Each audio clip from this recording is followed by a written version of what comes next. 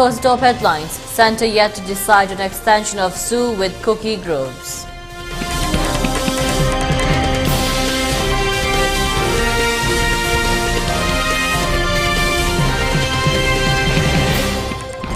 Cookie MLAs condemned Assembly's resolutions on zoo tripartite agreement abrogation.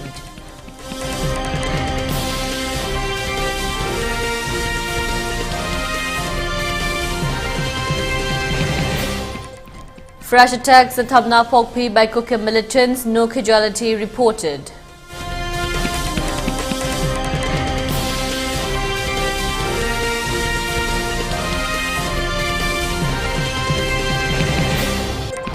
Transgender Malem Thongam picked up by police from her protest site.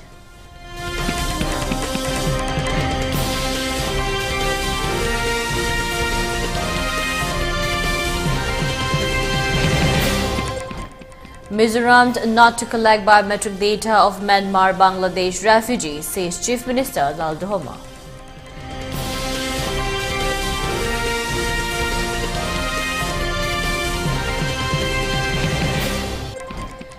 Facebook to not allow news publishers unfit effective from April 2024.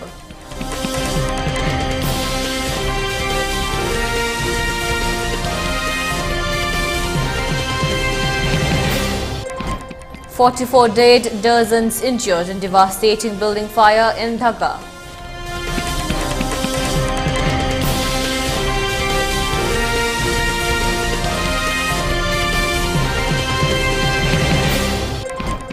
And the curfew relaxed in Imphal East, Imphal West and Thobal districts till 10 p.m. for Kakching district till 8 p.m. and in Bishnupur district, curfew has been relaxed till 5 p.m. today.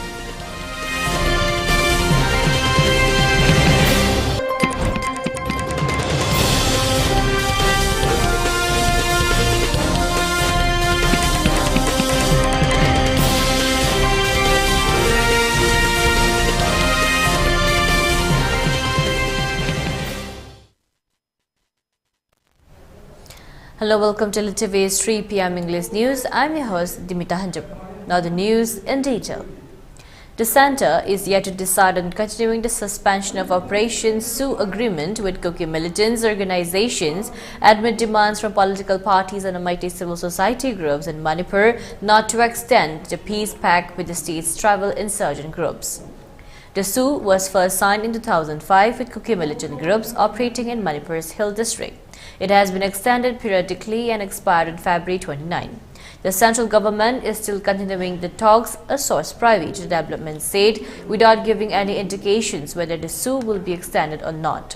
The Manipur government, which has been part of the SU agreement, had in March 2023 announced unilateral withdrawal from the PAG with the Cookie-dominated insurgent groups, alleging them to be involved in encroaching of forest land. However, at that time, the central government did not endorse it. On Thursday, the Manipur Assembly adopted a resolution urging the centre to completely abrogate the SU pact with all the Cookie militant groups. Manipur Chief Minister N. Biren Singh wrote on X, the 12th Manipur Legislative Assembly on the second day of its fifth session unanimously resolved to urge the central government to completely abrogate the SU pact with all the Cookies or militant groups. He said this decision comes in the interest of ensuring peace and security in the region. The 10 Cookie Zomi Mar MLAs of Manipur, including 2 ministers, have not been attending the assembly session ever since ethnic conflict in Manipur between Cookies and Meiteis started on May 3, 2023. The Coordinating Committee on Manipur Integrity (COCOMI), an influential Meitei civil society organization, has urged Prime Minister Narendra Modi the urgent need for caution and re-evaluation for any decisions regarding the extension of the SU agreement with Cookie groups. On November 29, a peace pact was signed by the government with Imphal Valley-based oldest terror outfit, United National Liberation Front (UNLF), a group dominated by the majority Meitei community, under which the insurgent faction has agreed to renounce violence.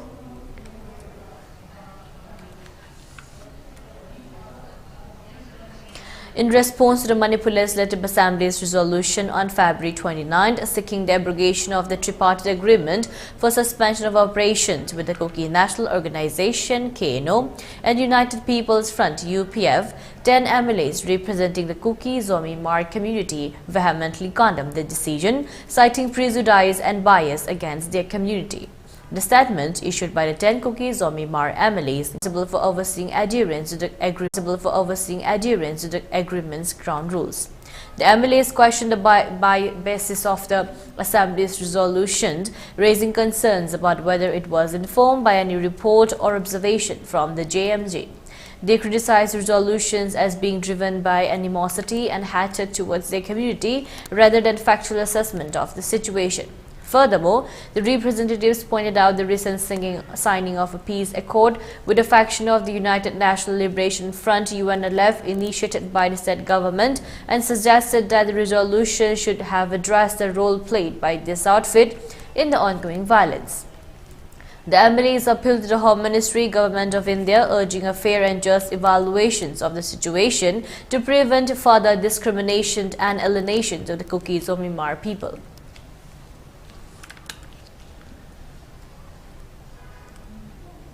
Fresh attack has been reported at Thamnapokpi and the Yangangpokpi police station in Imphal district last night. According to report from this spot, the Kuki militants attacked a village from Thamnapokpi Uyokching, which was earlier used by the Thamnapokpi villagers with bombs. The village defense volunteer also retaliated to the Kuki militants. No casualty was reported. The gunfight was started around 10 p.m. last night and continued till 3:30 a.m. today. As soon as information received of Kuki militants' attack, a team of Yangangpokpi police rushed to the spot and retaliated. The gunfight continued till 11 p.m. last night. Later, a combined team of IRB and commandos were also rushed to the spot to extend help. However, the central forces at the Joland Lamkai in between Sabungkok and Yangangpok stopped the team and detail for 15 minutes. There was heavy exchange of words between central forces and combined team. Later, the combined force was allowed to go at the spot. There was heavy gunfight between Kuki militants and a combined force. However, no casualty was reported.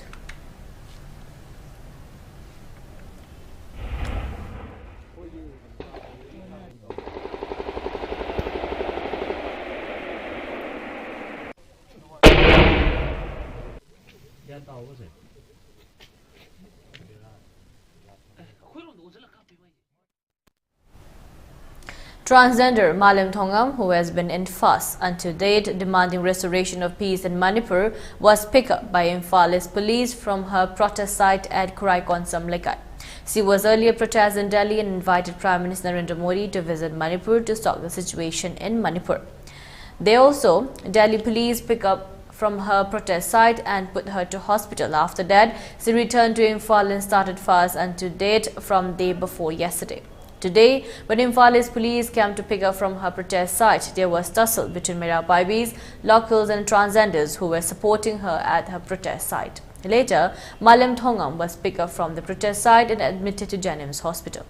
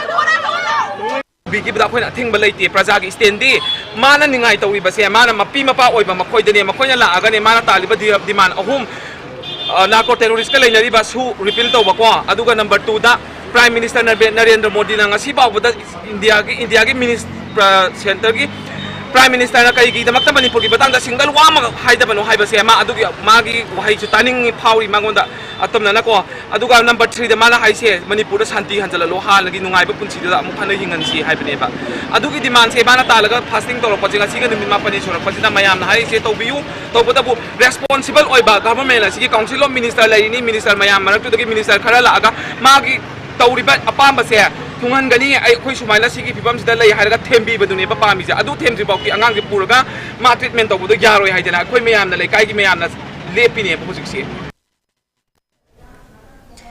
Manipur movement in Fall Valley reverberated and with protests on February 29 as citizens rallied against a crackdown on village volunteers and around by Tengol members. Across various districts of the valley, demonstrators took to the streets voicing their stunned support for those at forefront of defending against armed Kuki militants. During daylight hours, a widespread sit-in protest gripped the region, while as dusk fell, torch-lit rallies led by women illuminated the night sky. Protesters criticized government attempts to apprehend these defenders, leveling such actions as unfortunate and unacceptable. Highlighting the crucial role played by village volunteers and around by Tengol in thwarting Kuki aggression, demonstrators called upon the government to acknowledge and appreciate their tireless efforts. "They are our protesters, our sons," remarked one of the protesting women, stating the indispensable role these volunteers played in safeguarding peripheral areas of the state. Amid chants echoing demands for the abrogation of suspended Operation Su-packed with Kuki militants, protesters highlighted the urgency of restoring peace and normalcy in the state. The current crisis demands action, cautioned one protester, hinting at more intensified hesitations should the government fail to hit the people's call. Slogans such as "Stop crackdown on village volunteers and around by Tengol," "Abrogate Su," "Withdraw Assam rifles from Manipur," and "Implement NRC in the state" echoes through the streets.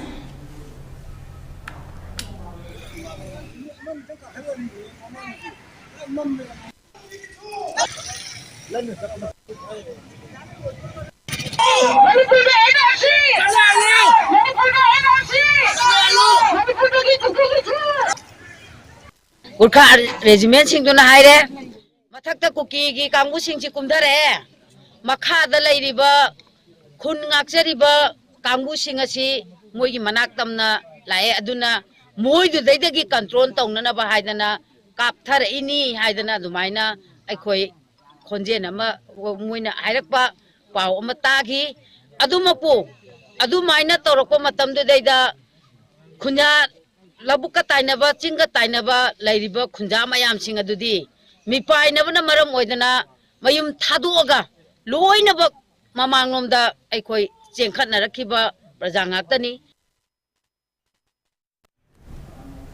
Pukhrambam Tingel Apunumara Paibi organized a torch rally at Pukhrambam Athletic Club ground last night, demanding not to arrest village defense volunteers and not to give up arms by police commandos. One Mera Paibi named P. Tarubisana said the recent incident occurred at Wankai was very unfortunate and appealed to refrain from such activities.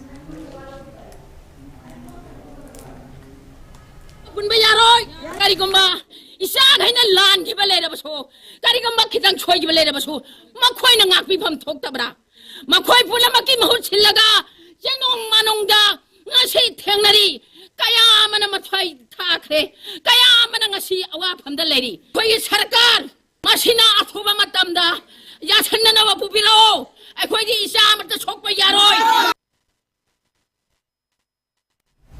In a significant move gearing up for the upcoming Lok Sabha elections, Prime Minister Narendra Modi led a marathon session of the BJP's Central Election Committee (CEC) led Thursday evening to deliberate and finalize the party's candidate list. The meeting, which commenced at 11 p.m. and concluded at 3:20 a.m., saw the presence of key party stalwarts including BJP National President J.P. Nadda and Union Ministers Amit Shah and Rajnath Singh. During the high-profile gathering were prominent state leaders reflecting the party's comprehensive approach to candidate selection. Among those present were Uttar Pradesh Chief Minister Yogi Adityanath, Maharashtra Deputy Chief Minister Devendra Fadnavis, Gujarat CM Bhupendra Patel, Madhya Pradesh CM Mohan Yadav, Chhattisgarh CM Vishnu Diosai, Uttarakhand Chief Minister Pushkar Singh Dhami, and Goa CM Pramod Sawant. The timing of the meeting underscores the BJP's proactive strategy, aiming to release a first list of candidates ahead of the Election Commission's announcements of the elections scheduled, anticipated to fall in April to May. Sources within the party suggest a particular focus on identifying and addressing potential vulnerabilities, with plans to announce candidates for weak seats in crucial battlegrounds such as Uttar Pradesh prior to the formal announcement of election dates. This strategic approach echoes recent high-level discussions within the BJP, exemplified by a meeting last week attended by top leaders including Union Home Minister Amit Shah, BJP Chief JP Nadda and UP CM Yogi Adityanath. The discussion centered on assessing and fortifying the party's position in constituencies where it may face formidable electoral challenges.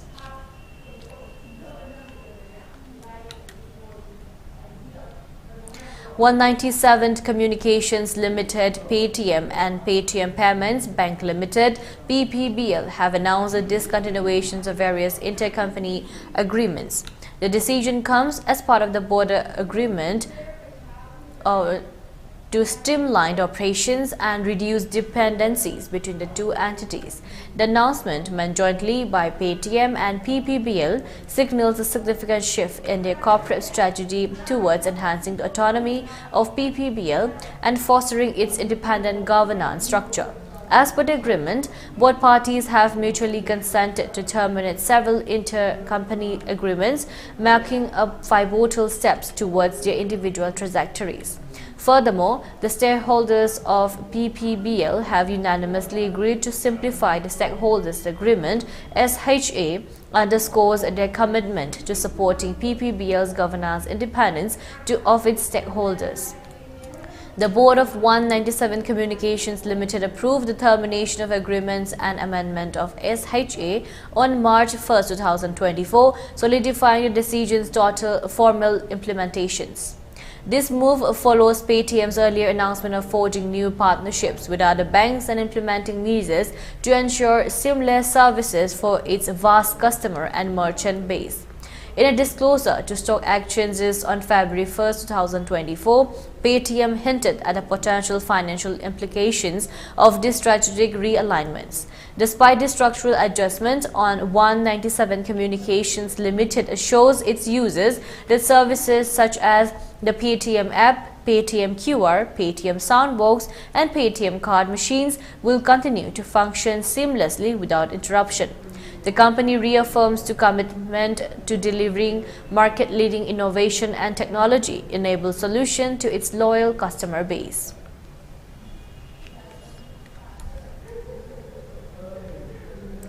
All Assam Students Union AASU and 30 organizations jointly have declared a series of statewide agitational programs from March 4th to protest against implementations of CAA in the state. A bike rally will be held in every district on 4th March as per the program. Addressing a press meeting, the chief advisor of AASU, Samujal Bhattacharya, said today a meeting was held with AASU along with 30 travel organizations, and it has been decided to reaffirm its stand on illegal Bangladeshi and to protect the indigenous people of the state and also voice out against implementations of CAA.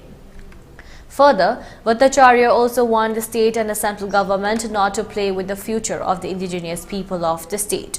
Bhattacharya claimed that the CAA was only passed due to the numbers of votes in Rajya Sabha, or else it was not possible. However, the people of the Northeast strongly rejected the same, following which protests are still going on in the entire Northeast along with legal battles. The AASU chief also asserted that when the Supreme Court has decided to hear two petitions from CAA separately, then how can the central government enforce CAA at this time of the hour? Further, AASU also announced a series of agitations in a peaceful manner against implementations of CAA and warned the state government not to pressure the peaceful agitation. The AASU has decided to start a bike rally against CAA on March 4th, and the students' body and 30 travel organizations have also announced protests on March 8 and 9. Bhattacharya also claimed that if CAA is not applicable for states with ILP, then how can it be beneficial for states without ILP?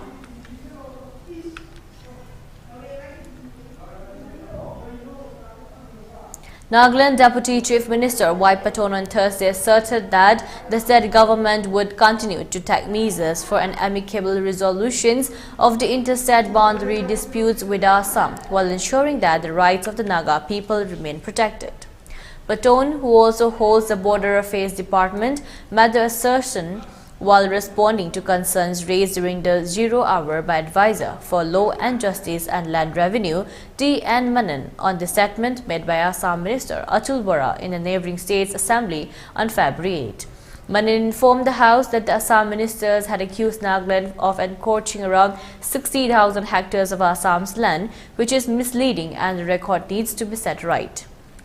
On this, Paton said that the border dispute has existed even before the attainment of the Nagaland statehood, and it is basically a case of return for the forests and other areas which the British alienated from the Nagas when they took over Assam in 1823. The ownership of these lands lies with the Nagas but was transferred and included within the neighbouring district of Assam by the then British government solely for the purpose of the administrative and economic convenience, he said. The forest areas claimed are contiguous to the border of the present Nagaland state, he said. The Nagaland Assembly had in 1964 passed a resolution requesting the centre to appoint a boundary commission to demarcate the boundary between the two states, he said. The Supreme Court thereafter, in its order dated January 14, 2014, directed all the parties in the court case concerned to produce witnesses for a cross-examination, he said.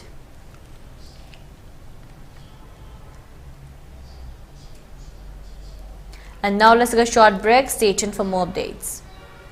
Kids, hello kids. Hello kids, hello kids. Hello kids, hello kids.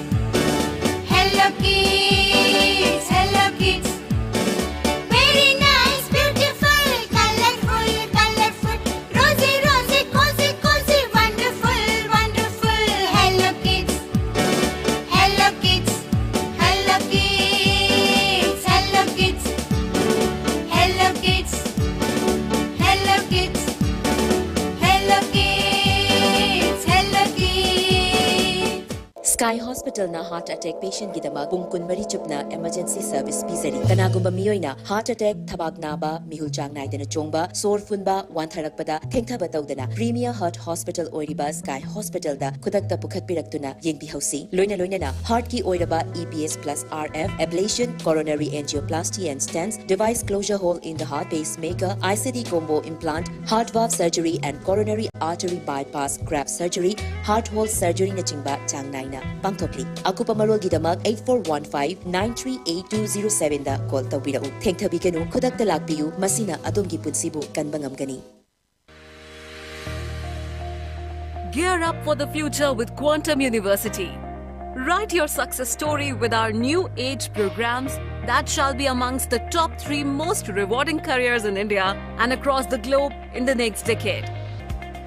One of the reasons why Quantum is a leading private university in India is these world-class partnerships which makes it stand out among the rest.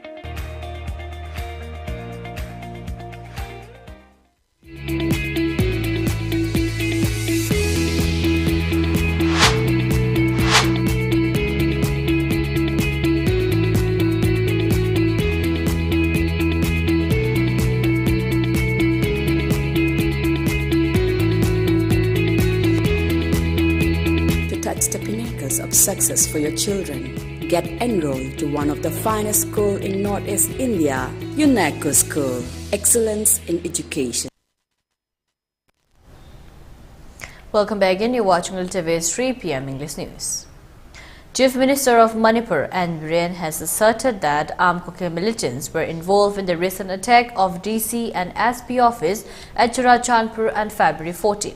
This was stated by Chief Minister on a reply to calling attention motion put up by the opposition bench. He further said 2 people were killed, many injured and vandalized and destroyed the office building of DC office. The necessary action has been taken up. It was reported that armed Kuki militants have been involved in the mob. Those involved in the incident will be booked according to the law of the land, the Chief Minister added. We have security life, aduga lairiba property, kangadabani, aduga yaningai mission prajari sok kana restraint to have sigi makada paikat kibani adu bulai thidna moi lakpa ani sigre moi kuntraga Manipur ko humdoi civilian choe security personnel police ki da taruk choe aduga yarama samai pholama koi madugi video recording kari loine koi sar yenge thigalle tawre AK-47 by armed militant madudai da ubagi pot le hai report mayam se koi loina FIR da palakanda FIR Nepal resato isa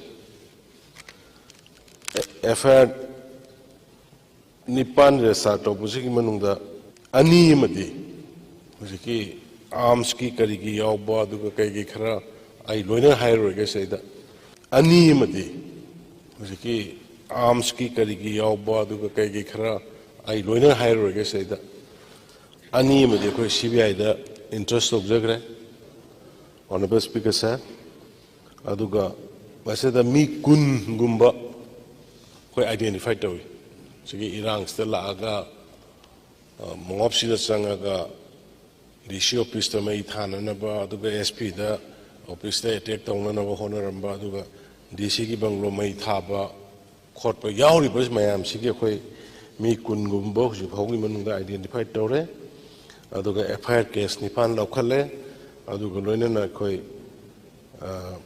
case ani madi khoi CBI da transfer tokre maramdi madugi involvement of militant oiramba yabge khoi chingna ba khoi da madugi footage kari khara leibadagi adumai ta sir khoi kanna government gi side gi sugumba thabak se makha ta na thoktana ba haidane khoi yam kan honori Wakching Kulin Apunba Merapaibi Apunba Lob yesterday took out torch rally demanding abrogation of SU and implementation of NRC in the state. The protesters shouted various slogans. On the other hand, the protesters also demanded not to arrest village defense volunteers and appealed to the Manipur police commandos not to put down their guns.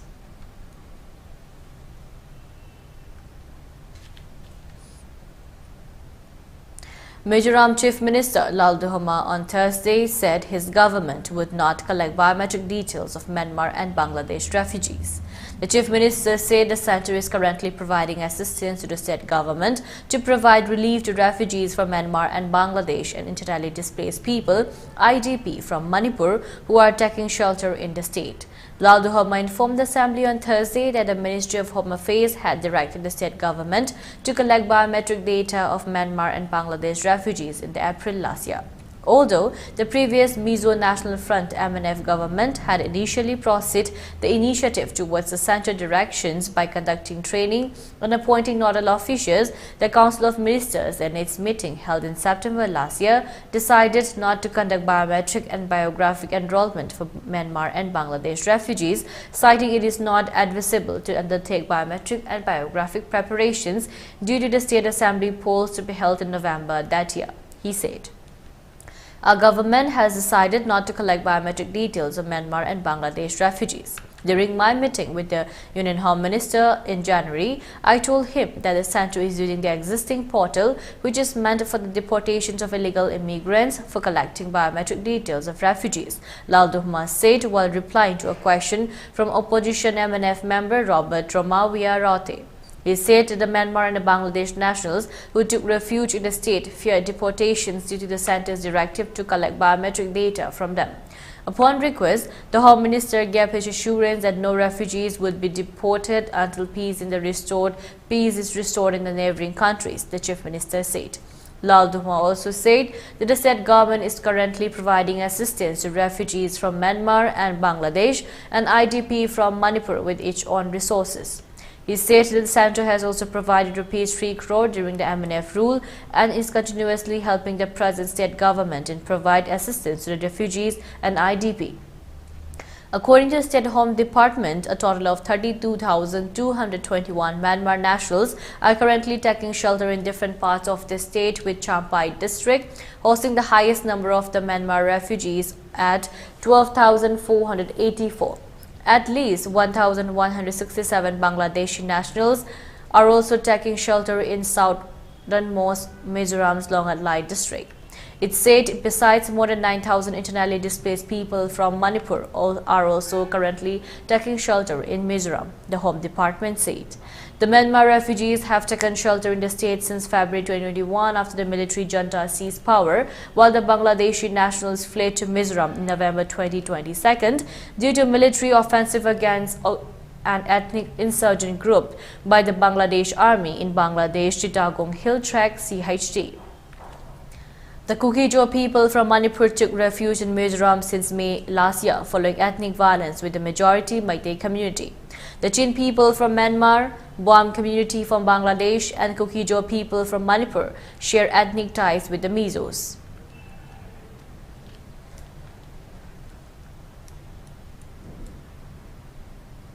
Prime Minister Narendra Modi embarks on a pivotal two-day tour encompassing Jharkhand, West Bengal and Bihar. Commencing his journey today, PM Modi sets the stage for an array of transformative initiatives, beginning with the inauguration, dedication and foundation laying of numerous rail projects in Jharkhand.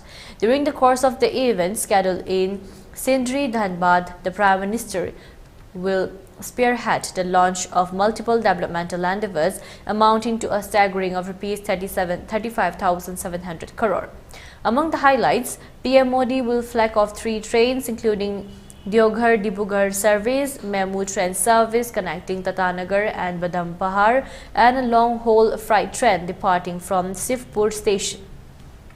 Following the Jharkhand leg of his tour, PM Modi's itinerary extends to West Bengal and Bihar, where he will unfurl a series of transformative ventures aimed at catalyzing progress across diverse sectors. In West Bengal's Arambagh, the Prime Minister will lay the foundation stone and dedicate to the nation an array of developmental projects spanning rail, ports, oil pipeline, LPG supply and wastewater treatment, collectively valued at over Rs 7,800 crore. Moving forward, PM Modi's agenda in Krishnanagar, Nadai district encompasses the inaugurations of projects worth Rs 15,000 crore, including significant ventures in the power, rail and road sectors. The subsequent leg of the PM Modi's tour unfolds in Bihar, commencing with an event in Aurangabad, where he will inaugurate and lay the foundation stone for a multitude of projects worth Rs 21,400 crore. Noteworthy, among these are 6 national highways valued at Rs 18,100 crore and 12 projects under the Namami Gange initiative amounting to approximately Rs 2,190 crore. The crown jewel of these endeavors is the unveiling of a 6-lane bridge across the river Ganga, poised to redefine connectivity in the region. The tour culminates in Begusarai, Bihar, where the Prime Minister will launch oil and gas projects worth at staggering Rs 1.48 lakh crore, transcending geographical boundaries to encompass states such as Andhra Pradesh, Punjab, Maharashtra, Karnataka and Haryana. Additionally, PM Modi will introduce Bharat Pashudant, a pioneering digital database for livestock animals, and a 1962 Farmers app designed to empower farmers with comprehensive data and insights.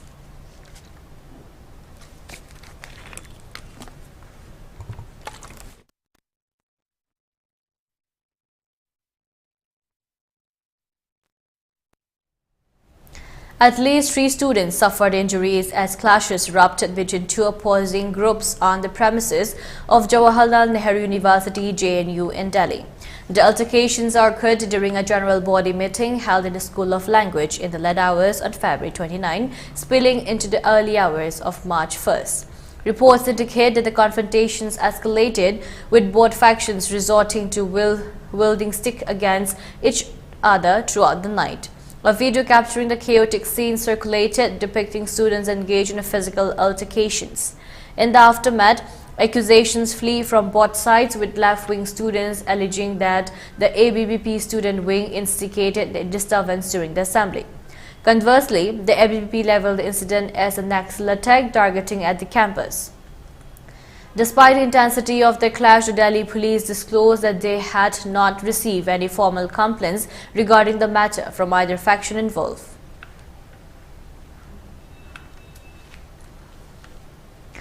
A huge fire engulfed a commercial building on Bailey Road in Dhaka, Bangladesh, claiming the lives of at least 44 people and leaving over 20 severely injured on the evening of February 29th. The 7-story structure, known as Green Cozy Cottage, housed several restaurants and establishments. In heroic efforts, firefighters undertook a perilous rescue mission, managing to save 70 individuals from the inferno. Among those rescued, 42 were found unconscious and in critical condition. The catastrophic incident prompted swift actions from authorities, with Health Minister Shamanta Lal sent Dhaka 8 lawmaker AFM Bahuddin Naseem and senior law enforcement officials rushing to the scene to assess the situation. Addressing the media in early hours of the morning, Health Minister Sen revealed the grim toll of the fire, reporting 33 fatalities at Dhaka Medical College Hospital and an additional 10 at the Sheikha Hasina National Institute of Burn and Plastic Surgery. Later, the Inspector General of Police confirmed another casualty at the Central Police Hospital, bringing the total death count to 44. During a press briefing, IGP Chaudhary Abdullah Al Momen provided an update on rescue efforts, stating that a total of 75 individuals had been saved. Some of the rescued individuals received immediate first aid before being safe returned to their homes.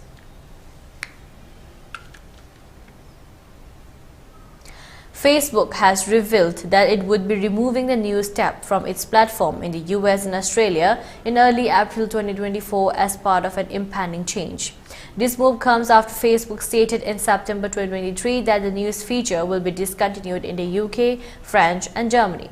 The move is a component of Facebook's continuous endeavor to realign its investments with the goods and services that consumers find most valuable. Facebook claims that its users in the US and Australia are using Facebook News less frequently now than they did a year ago. A decrease of more than 80% was recorded last year. According to Facebook, users are more likely to interact with others and explore new hobbies on a network than they are to read news on political items. Users will still be able to view news stories via links published on Facebook even with the disappearance of the news tab. News publishers will be able to post links to their stories and send readers to their websites, since they will still have access to their accounts and pages. Furthermore, publishers may reach a larger audience and increase traffic to their platforms by using tools like Reels and advertisement systems, all while keeping 100% of the money earned from outbound links on Facebook. Facebook explained that all the contracts in the US and the UK have already ended. Agreements with publishers that are still in place in Australia, France, and Germany are unaffected by this decision. The business also said that it would not be pursuing new business partnerships for conventional news content in these nationals, nor will it be launching any news Facebook products in the future that are targeted directly at news publishers. Facebook underlined its dedications to provide people trustworthy information on its services in spite of this modification.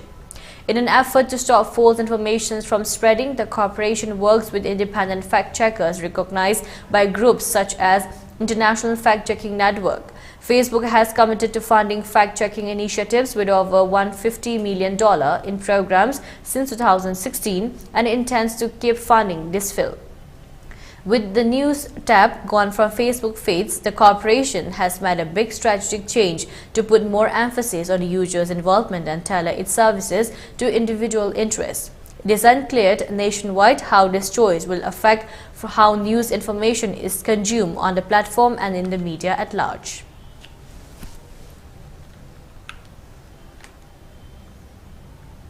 Upon improvement in the law and order situation in the Valley District, curfew has been relaxed till 10 p.m. today in Imphal East, Imphal West and Thawal districts. In Cochin District, curfew has been relaxed till 8 p.m. today. However, in Bishnupur District, curfew has been relaxed till 5 p.m. today. Traffic is seen as usual on the roads. Most of the shops and markets were opened. Several people purchased the essential items during the curfew relaxation.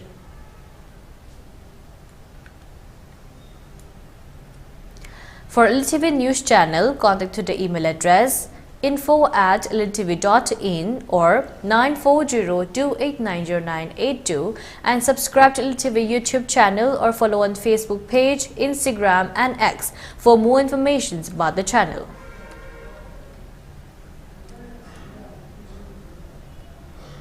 And now let's take a look at the headlines once again. Centre yet to decide on extension of SU with cookie groups.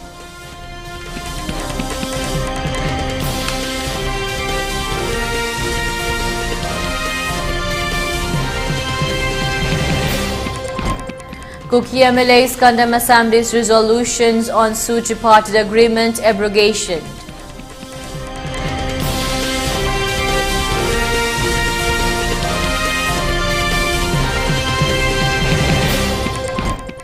Fresh attacks at Thamna Pokpi by Cookie militants, no casualty reported.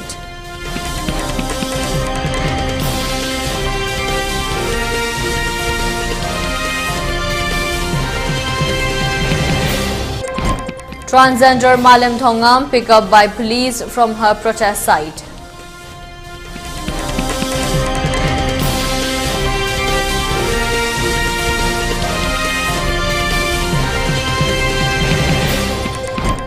Mizoram not to collect biometric data of Myanmar Bangladesh refugees, same CM Lal Dhoma.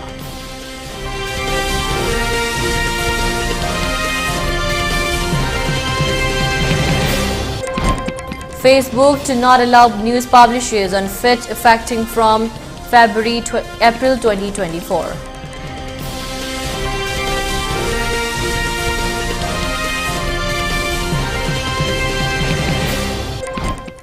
"44 dead, dozens injured in devastating building fire in Dhaka."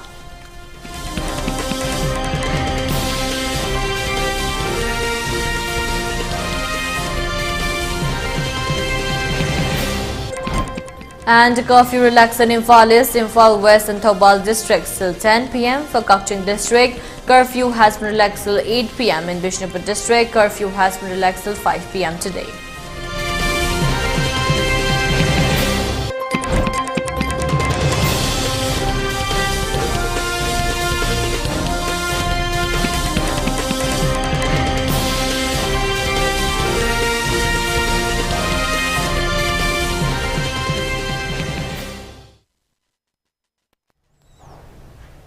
And that's all for now. For more updates, keep watching ELITETV's Primetime English News Bulletin. Thank you and have a great day.